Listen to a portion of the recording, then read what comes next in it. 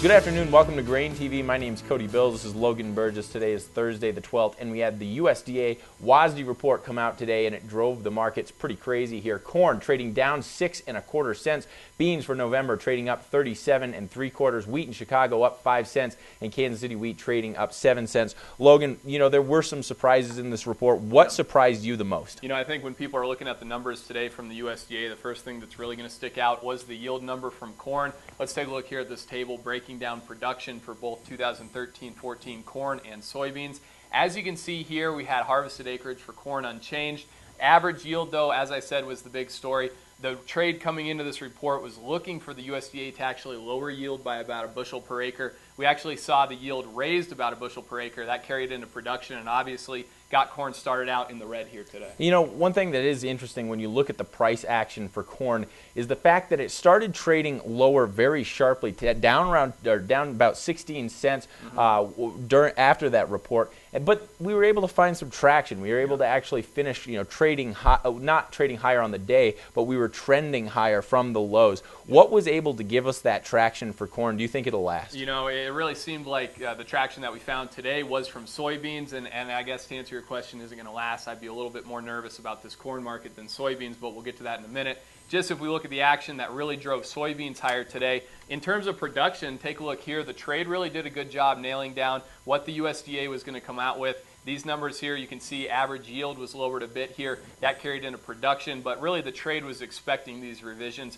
Pretty spot on with what people were looking for coming into the report. The big number that people are going to look at, though, from today was the 2013-14 U.S. ending stocks for soybeans in particular. You can see here from this table, today we now have 150 million bushels expected for new crop ending stocks of soybeans. That was about 15 million bushels lower than what the trade was expecting. And it really seems like the market thought that the USDA was going to ratchet demand side numbers back more than they did today. That didn't come through, that didn't show in the numbers here, and as a result, we had a lower than expected ending stock number. Just to put this in terms of stock to use ratio, right now we have new crop stock to use expectations sitting at 4.8%. That's barely higher than the 4% we had on last year's abysmal crop. So certainly a lot of reasons here for the soybean bulls to be excited. So it seems really soybeans was the highlight of this report. Soybeans obviously trading 37 3/4 cents higher. That's really where the market was paying attention to. And if you look at the 5-minute chart, you'll notice that we went higher immediately after the report, but then we started tapering off a little bit. But we had two other solid pushes higher, closing out on the highs of the day. Do you think that this rally that we saw after the report was released will continue here in the coming weeks? You know, I do think we're going to get a little bit of a follow through on just today's numbers. Certainly, as I said, a real reason for the bulls to get excited about. But, you know, looking at the daily chart here on the soybean, on November soybeans here, I think if we can get a strong push above 14.09, that was the contract highs from last summer, I'd be looking to price a little bit of beans here. I think that's going to be a good opportunity on this rally, and I guess here moving forward into harvest, weather's going to be a big driver, but I'm concerned about new bullish sentiment entering this market. Certainly we've had a lot over the last month, during the month of August. I'm just worried it's going to slow up a little bit here. What's kind of your take on that, Cody? I think I'm a little bit more bullish than you, and I think that there is some potential for bullish news to come onto the market. For one, when you look at last year's price action and you look at where soybeans kind of topped out, it was really after, right kind of during that harvest period. And I think the reason we saw that is because last year the weather situation was very different. We were getting a little bit more moisture toward the tail end of the year,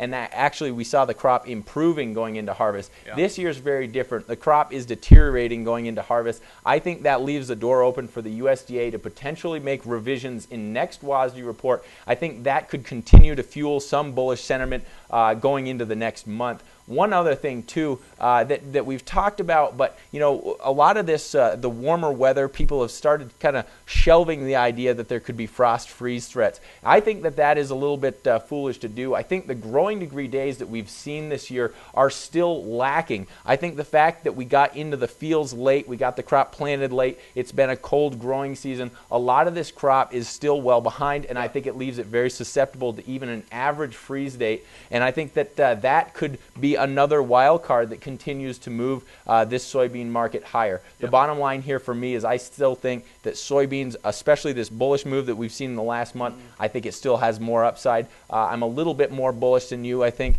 but either way, I still think producers should be taking advantages of these prices because eventually the bullish news will start to taper. I just think that we might have a little bit more coming down the line. Yeah, certainly. In today's numbers, we saw the USDA project a very large crop out of Brazil, 88 million metric tons. That's something that, at some point is certainly going to weigh on the market, but we'll have to see really how much biting power the frost freeze threat and a number of other good points that you laid out there has on this market. We'll help keep you posted on that here on GrainTV moving forward, but certainly today, just looking at the report today that really put soybeans on some good footing to make another move higher. Corn, still some questions there, especially with that yield number getting raised. We'll have to see what the coming weeks bring. Certainly the next big report we have is the September 30th quarterly grain stock report. We'll help keep you posted on expectations coming into that.